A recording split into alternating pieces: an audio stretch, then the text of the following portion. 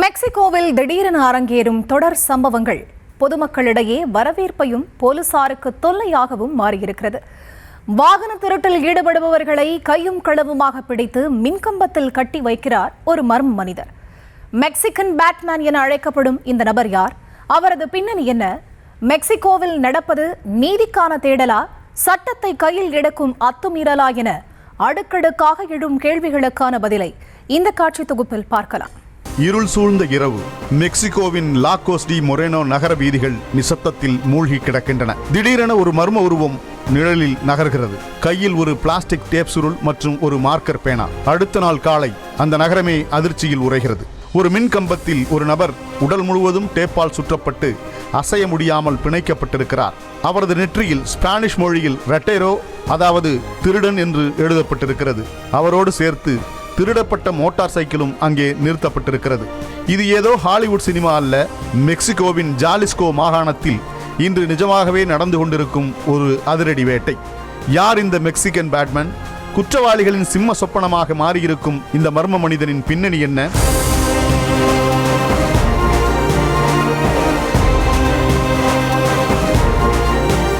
மெக்சிகோவின் Jalisco மாகாணம் இன்று குற்றச் செயல்களின் கூடாரமாக மாறியிருக்கிறது.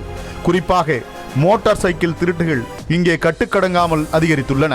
புள்ளி விவரங்களின்படி 2025ஆம் ஆண்டின் முதல் 5 மாதங்களில் வெறும் 34ஆக இருந்த மோட்டார் சைக்கிள் திருட்டு வழக்குகள் 2026ஆம் ஆண்டின் அதே காலகட்டத்தில் 54ஆக உயர்ந்துள்ளது.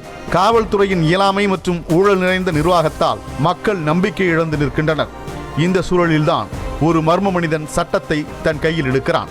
காவல்துறையால் பிடிக்க முடியாத குற்றவாளிகளை அவன் வேட்டையாடுகிறான்.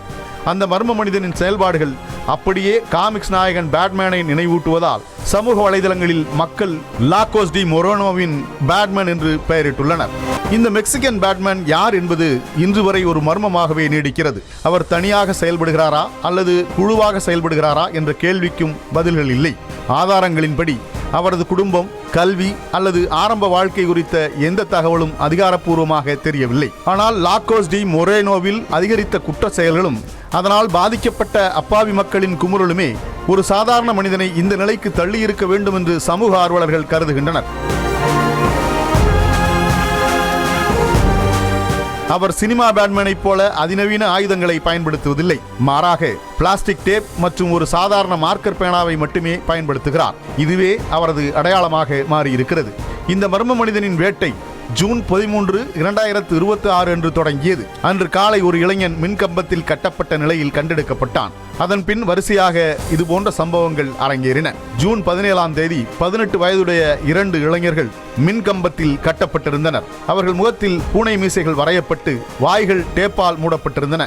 2 நாட்களுக்கு பின் மோட்டார் சைக்கிள் திருட்டில் ஈடுபட்டதாக கருதப்பட்ட 23 வயது இளைஞன் ஒருவன் இதே முறையில் பொதுவெளியில் காட்சிப்படுத்தப்பட்டான். ஒவ்வொரு முறையும் அந்த திருடர்களின் நெற்றியில் திருடன் என்று மார்க்கரால் எழுதப்படுகிறது.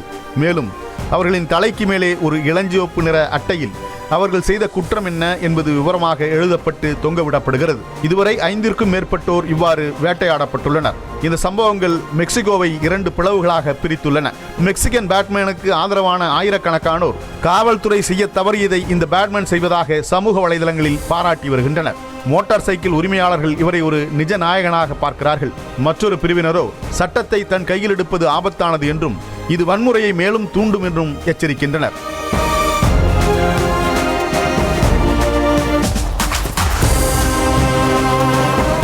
காவல்துறையை பொறுத்தவரை இந்த மர்ம மனிதனை ஒரு குற்றவாளியாகவே பார்க்கின்றனர். பிடிபட்டவர்கள் திருடர்களாகவே இருந்தாலும் அவர்களை சித்திரவதை செய்வது சட்டப்படி குற்றம் என்கிறார் ஜாலிஸ்கோ பாதுகாப்பு செயலாளர் ஜுவான் பப்லோ ஹெர்னாண்டஸ். பிடிபட்ட நபர்கள் கடும் தாக்குதலுக்கு உள்ளாகி இரத்த காயங்களுடன் மருத்துவமனையில் அனுமதிக்கப்பட்டுள்ளதால் அவர்களை திருடர்களாக பார்க்காமல் தாக்குதலுக்கு உள்ளான பாதிக்கப்பட்டவர்களாகவே காவல்துறை கருதுகிறது. ஒரு மர்ம மனிதன் வழங்கும் நீதி நிலையானதா அல்லது இது ஒரு அராஜகத்தின் தொடக்கமா? மெக்சிகன் பேட்மேன் திருடர்களை மின்கம்பத்தில் கட்டி போட்டிருக்கலாம். ஆனால் அவர் எழுப்பியுள்ள கேள்விகள் ஒட்டுமொத்த மெக்சிகன் நீதித்துறையையும் குற்றவாளி கூண்டில் நிறுத்தியுள்ளது. திருடப்பட்ட வண்டிகள் மீட்கப்படலாம், ஆனால் சட்டம் தன் மதிப்பை மீட்கப் போவது எப்போது? மெக்சிகோவின் அந்த இருட்டு நாயகன் இன்னும் எத்தனை இரவுகள் வீதிகளில் உலாவப் போகிறார் என்ற கேள்விகள் அணிவகுத்தாலும் சட்டம் தன் கடமையை செய்ய தவறும் போது சமூகத்தில் இத்தகைய பேட்மேன்கள் உருவாகிறார்கள் என்பதும் நிதர்சனமானது.